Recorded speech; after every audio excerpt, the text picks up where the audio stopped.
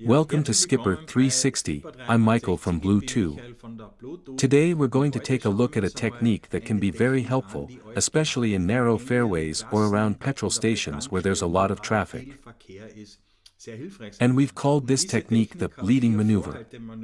And in today's video, we're going to use our simulator to explain the situation and how to use this technique. And then we're going to watch a live video of it. Have fun with it. So let's take a look at the situation in our simulator. That means I'm going to switch over for a moment. Now we're in our simulator and we can see that this is our ship. We have a left-handed propeller. I'll explain that later. This means that we have a wheel effect, and this wheel effect is going to turn the stern here to starboard. This is also the problem that is going to happen. But we'll work that out in detail at the end. We just assume that we want to go straight into our fairway, but we see that there is a boat coming out.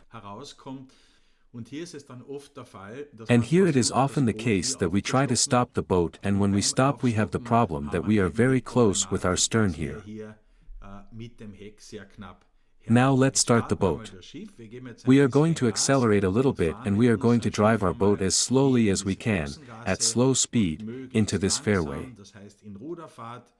You don't have to stop the boat in this situation, but if you do so, and say yes, I'd rather stop and wait until he passes, then you end up in the following situation.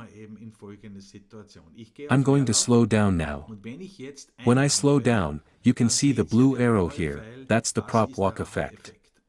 And now that the boat is stationary, I will stop the simulation briefly. We now have the problem that there is no water hitting the rudder blade. In other words, I can't really do anything with the rudder because it's not being floated. And we can see that the stern here is drifting relatively quickly towards the cat.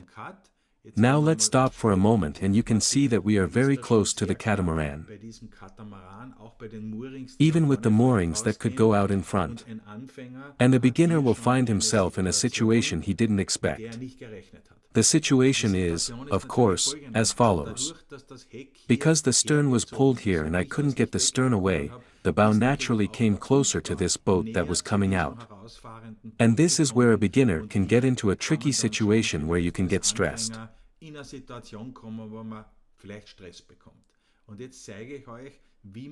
And now I'm going to show you how we can do the same thing again, how we can do it very elegantly with the leading technique, so that the boat comes out backwards in exactly the same way as it went in. But before we do that, let's have a look at the prop walk. Why does it happen and how strong is it?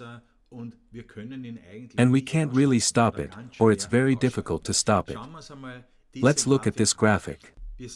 We can see that some vessels have a left-handed propeller. This means that the propeller turns to the left when the ship is moving forward. But there are also ships. More in France, from French shipyards. They have right-handed propellers. This means that the propeller turns to the right when going forward. Let's stick with a left-handed propeller, like in our simulator. These are all Bavaria boats with Volvo, Penta engines. When I stop the boat, this left-handed propeller turns to the right, because it turns to the left when moving forward and to the right when stopping. Let's take a closer look. When this propeller turns to the right when going into reverse, depending on the strength of the impulse, a column of water is created under the ship. We have more water pressure at the bottom. I have more pressure here, which means more effect than at the top. And these effects together cause this column of water to press on the boat. And this is where the vacuum is created. Seen from above, it's the same as we saw in the simulator before. We stopped the boat and when we stopped, the stern moved to starboard here. It's important to note that I can't compensate for this with the rudder blade because the boat isn't moving. So now we'll show you the whole thing with the leading technique.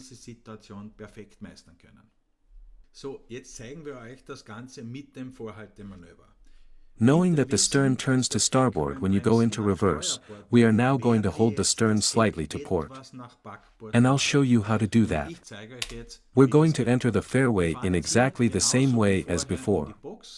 But when we stop, when we go into reverse, we are going to steer a little to starboard to keep the stern a little to port.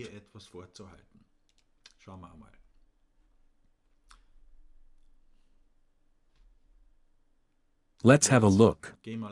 Now we'll slowly shift into neutral. Now steer a little to starboard. You can see the stern moving to port. The prop walk is now taking effect and pulling the stern straight again. And once the boat is up to speed, we can start steering backwards again. That's very important. By turning slightly to starboard, we have kept the stern slightly to port, so we can come out straight again. And of course we want to see this technique live. I'm going to start the film. Let's have a look. We're heading into the marina. We can also see a perspective of the throttle from two sides, so you can see exactly what is being done. The first maneuver we're going to do here is without the leading technique, so you can see how strong the prop walk is here with a Bavaria. Now look at the throttle. You can see this here on the throttle. Now we're going to reverse thrust, we're going to stop the boat and you'll see the boat slowly come to a stop. Prop walk is strongest when the boat is stationary. And now you can see the stern turning to starboard here. So we're already very, very close to these moorings, and you know that when it gets close, it's better to stop and go forward. And now let's look at the same thing with the leading technique.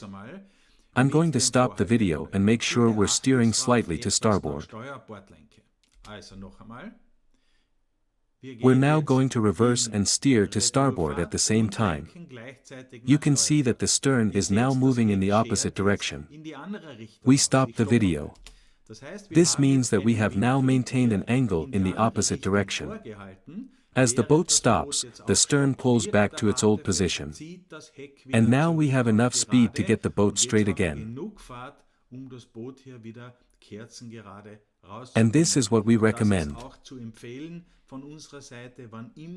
Whenever we stop the boat, if there is little space, we stay a little ahead because then you have better control of the stern.